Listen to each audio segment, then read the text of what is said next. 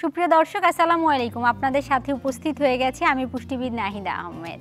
চলে এসেছি নিয়মিত আয়োজন আরএফএল জগ শরবত সমাহার নিয়ে। আমরা সবসময় আপনাদেরকে একটি হেলদি শরবতের রেসিপি দেখানোর চেষ্টা করি, তারই ধারাবাহিকতা আজকে আপনাদেরকে তৈরি করে দেখাবো খেজুরের লাচ্ছি।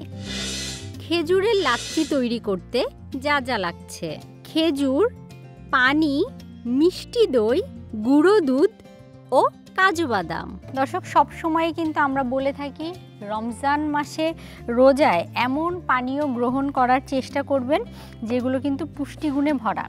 খেজুর থেকে কিন্তু আমরা পেয়ে যেতে পারি পটাশিয়াম, ফসফরাস, ম্যাগনেসিয়াম, এছাড়াও ক্যালসিয়াম পেয়ে যাই কিছু পরিমাণে।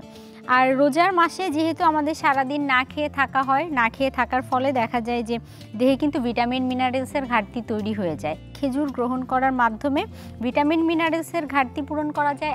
আপনি যখন খেজুর রাখবেন আপনার খাদ্য তালিকায়, সেটি কিন্তু ফাইবারের উৎস হিসাবেও কাজ করে। ফাইবারের উৎস হিসাবে কাজ করার জন্য সেটি দেখা যায় যে আপনার কোষ্ঠকাঠিন্য বা কনস্টিপেশন জনিত সমস্যা সমাধান করে ফেলতে সাহায্য করে থাকে। এরপর আমরা এর মধ্যে কিন্তু দিয়ে দিব দই। যেহেতু লাচ্ছি ঠান্ডা ঠান্ডা, দই ছাড়া তো লাচ্ছি একেবারেই হয় না। আমি এখানে মিষ্টি দই ব্যবহার করছি। অল্প পরিমাণের দই ব্যবহার ঘটিয়ে আপনি যদি দুই একটা খেজুর দিয়ে এটি তৈরি করেন, অবশ্যই ডায়াবেটিস পেশেন্টরাও কিন্তু এটি গ্রহণ করতে পারবেন। আমরা যে দই ব্যবহার করলাম, দই কিন্তু প্রোবায়োটিকের খুব চমৎকার উৎস, যেটি আপনার হজম প্রক্রিয়া ভালো রাখে, আপনার রক্তের কোলেস্টেরলের পরিমাণ নিয়ন্ত্রণে রাখতে সাহায্য করে। এরপরে দিয়ে দিচ্ছি ওমেগা 3 সমৃদ্ধ কাজু বাদাম। নিয়মিত বিভিন্ন ধরনের বাদাম গ্রহণ করলে সেটি আপনার ব্রেনের ডেভেলপমেন্ট ভালো রাখতে সাহায্য করবে, উচ্চ রক্তচাপের ঝুঁকি কমাবে। দিয়ে দিচ্ছি কাজু বাদাম। যেহেতু খেজুরের লাচ্ছি, আমরা এর মধ্যে দিয়ে দিব কিছু সামান্য পরিমাণ মধু। এখানে 1 টেবিল চামচ পরিমাণ আমরা মধু দিয়ে দিচ্ছি।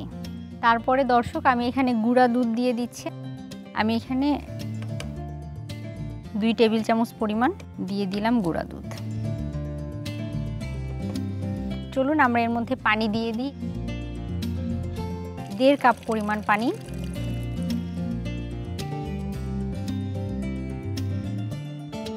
আমরা এখন এটাকে ব্লেন্ড করে নিব।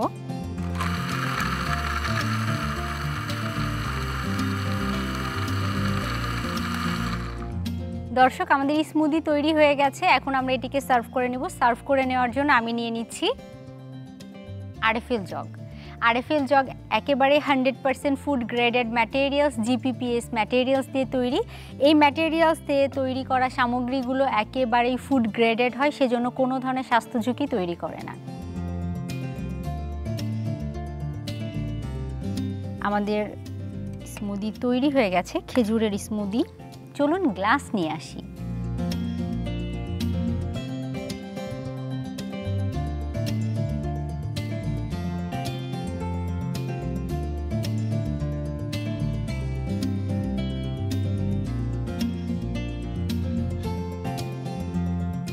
দর্শক, এটাকে আমরা এই গ্লাসে ঢেলে নিচ্ছি।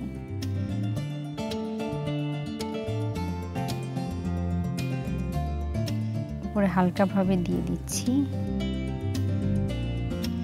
পাশে দিয়ে দিচ্ছি একটি স্ট্র। দর্শক, আমাদের খেজুরের লাচ্ছি কিন্তু তৈরি হয়ে গেল।